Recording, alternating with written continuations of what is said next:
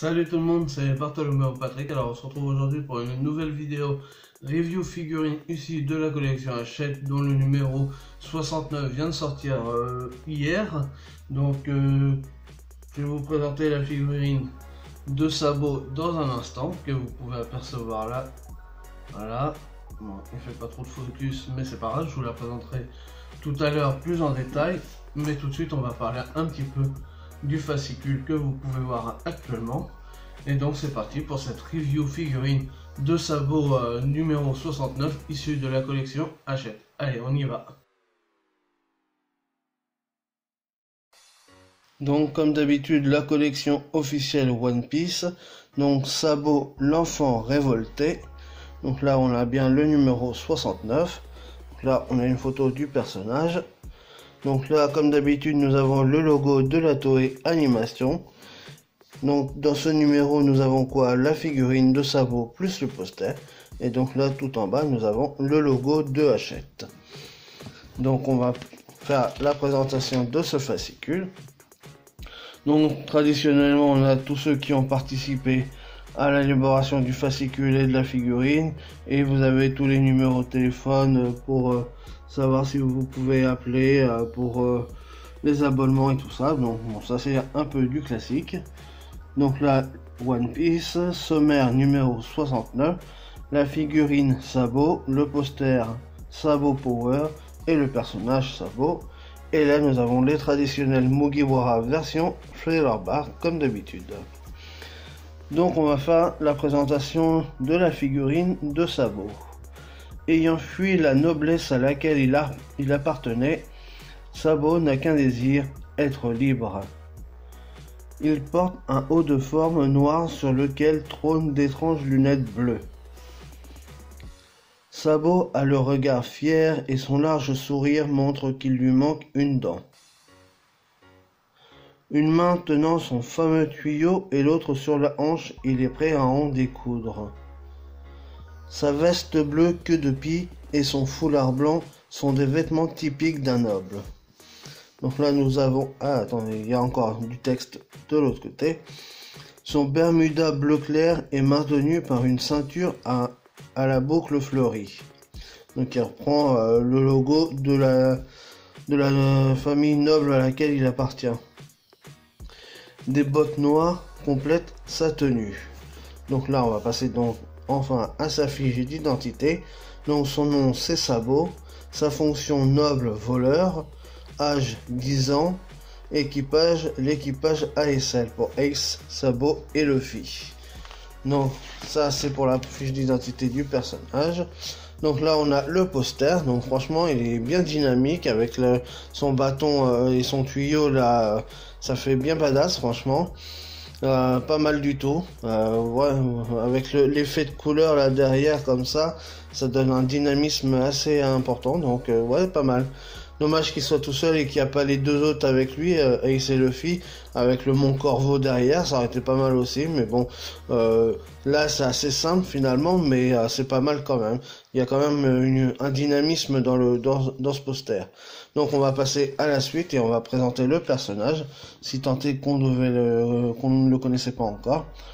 Alors le personnage Sabo, bien qu'issu d'une noble famille, Sabo a, depuis son plus jeune âge, développé des idées et des attitudes révolutionnaires.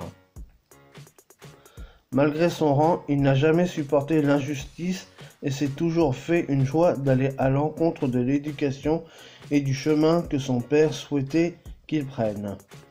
Avide de liberté, Sabo rejoignait dès que possible Ace et Luffy. Donc là, on le voit en compagnie de son père. Révolté par les projets que son père Outlook III faisait pour lui, le jeune Sabo préférait s'enfuir et suivre le chemin de la liberté. Donc là on a une photo du personnage, voilà.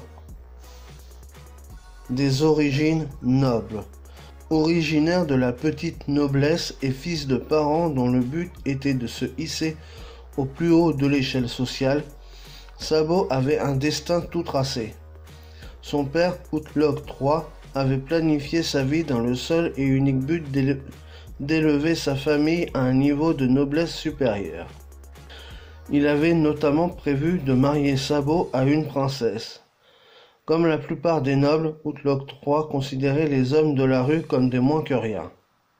Il prenait même la défense des enfants de caste supérieure au détriment de son propre fils.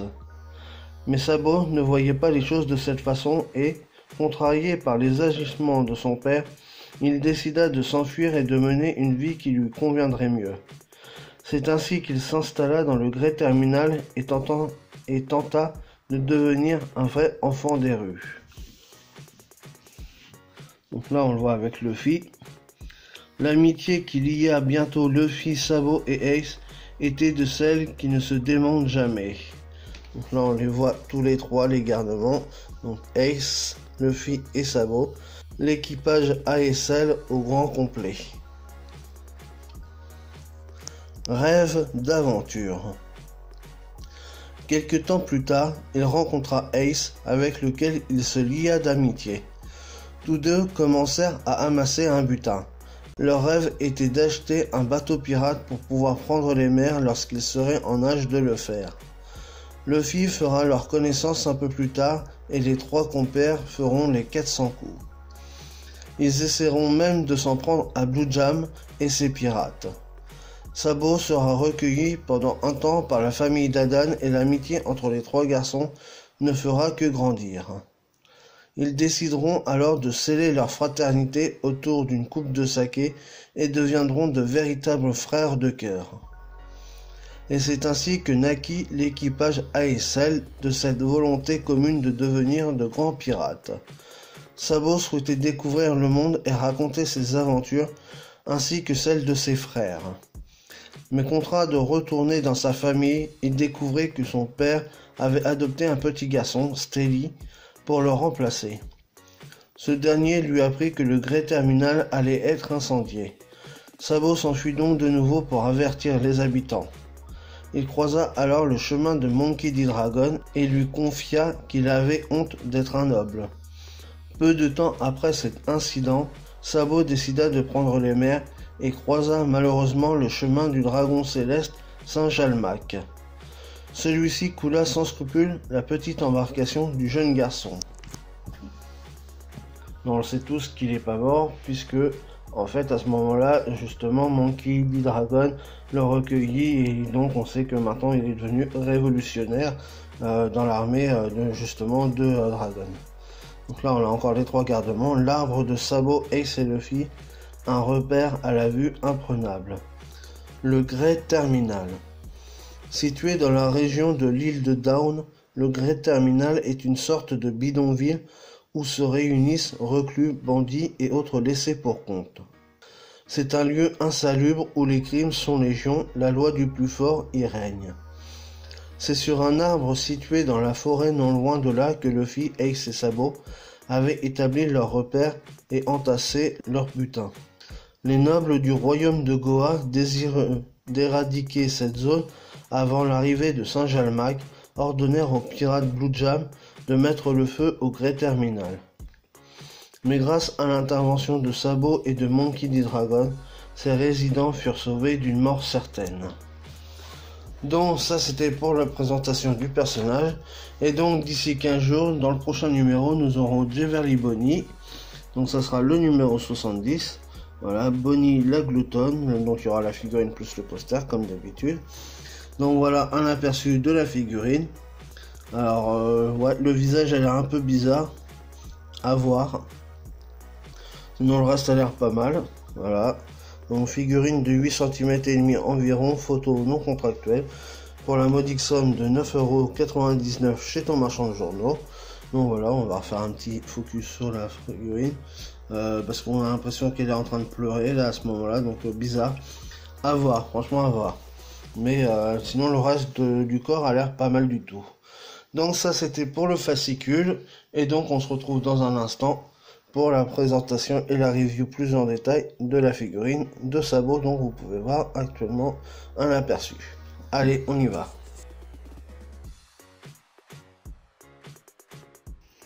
Donc voilà la figurine de Sabot, comment elle se présente. Donc on va regarder un petit peu ça en détail. Alors au niveau du chapeau, c'est pas mal fait, hein. Les lunettes elles sont plutôt classe aussi. Voilà. On a bien les petits boutons de la pression des lunettes. Voilà. Donc ça c'est plutôt réussi. Le visage est plutôt bien fait. Il y a un petit peu de profondeur au niveau de la bouche, donc c'est pas mal. Bon, par contre, au niveau des oreilles, bah c'est pas fini, donc c'est dégueulasse. Voilà, hein. Regardez ça. Le travail n'est pas fait jusqu'au bout, donc dommage. C'est pareil là, entre la tête et le cou. Si on regarde bien, on voit que c'est un assemblage, hein. C'est pas réuni en un seul bloc. Donc ça fait un peu de mouvement entre les deux. Donc, enfin, je veux dire, c'est bizarre. On voit que c'est un truc qui a été, comme dans les pop en fait, c'est juste un truc qui est rajouté quoi. Après sinon, donc c'est un peu dommage. L'écharpe autour du cou, donc ça va, c'est pas mal. Les bras, ils sont bien faits, sauf que les mains, elles sont dégueulasses comme d'habitude. Regardez. On voit pas bien la forme de la main, hein. Il y a les ongles, enfin pas les ongles, mais je veux dire les phalanges et tout ça, elles sont pas dessinées, donc même sur l'autre bras. Voilà. C'est pas abouti ces mains. Dommage. Après la ceinture avec le logo de sa noblesse, donc ça c'est plutôt bien fait. Voilà, le petit short il est plutôt réussi aussi avec les petites pliures. Les bottes elles sont bien jolies aussi. Il y a un bon contraste. Donc voilà, elles sont bien cirées et tout ça. Donc là les bottines elles sont bien. Sa veste en queue de pie est plutôt jolie avec toutes les petites pliures. Donc son tuyau est plutôt bien fait aussi. Mais voilà, donc c'est une figurine de loin comme ça qui se regarde et qui est pas mal. Après vraiment quand on zoome dessus, on voit les petits défauts apparaître quoi. Donc pour chipoter comme d'habitude. C'est vrai que c'est dommage, elle est plutôt bien réussie, mais il y a quelques défauts itinérants à Hachette sur ces figurines. Donc les mains et les oreilles, c'est toujours un problème. Ils n'arrivent jamais vraiment à les faire. Mais sinon, dans l'ensemble, elle est plutôt correcte. Donc voilà pour cette review de figurines de Sabot. Donc c'est vraiment pas mal. Donc voilà ce qu'il y avait à dire sur cette figurine. Et donc comme d'habitude, bah, si vous avez aimé, n'hésitez pas à liker, à partager, à laisser des commentaires et à mettre des petits pouces bleus. Et puis nous on se retrouve pour de nouvelles aventures One Piece. Allez, salut tout le monde!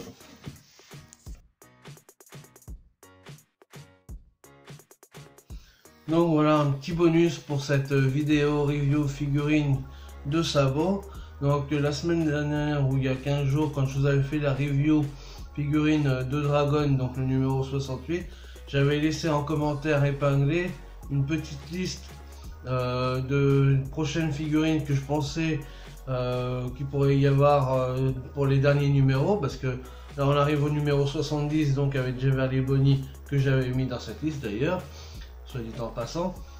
Donc ça faisait qu'il restait 11 numéros, puisque dans les différents mails que j'avais envoyés, que j'ai reçus de Hachette, parce que je leur avais écrit plusieurs fois pour savoir justement un petit peu au fur et à mesure les personnages qui allaient sortir, mais qui me répondaient jamais, et puisqu'ils me disaient que la collection allait finir par 80 numéros, qu'il était prévu 80 numéros pour l'instant, mais que j'avais pas de liste et que la liste n'était pas définitive.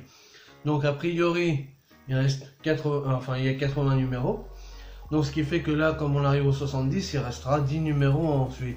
Donc ce que j'avais fait, c'est que dans ce commentaire épinglé, j'avais fait une liste des 11 numéros, donc avec Jeverly Bonnie, que je pensais qu'il pourrait y avoir à venir.